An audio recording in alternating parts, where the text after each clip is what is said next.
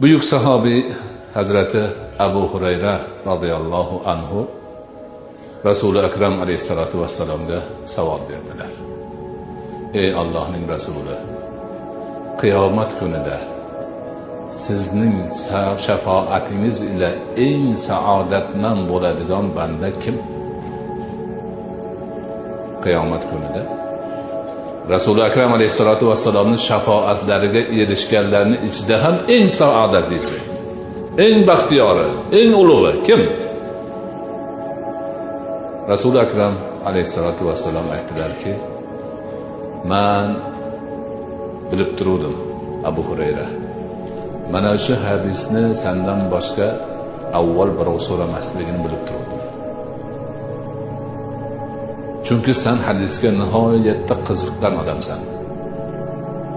O'zim o'ylab turdim, sen so'rasan kerak deb, sendan oldin birov so'ramasa kerak buni deb. Bilib qo'y.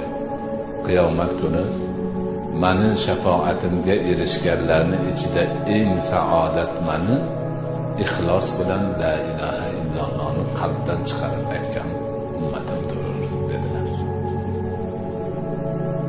Ana ixlos qay darajadagi buyuk narsa ekan.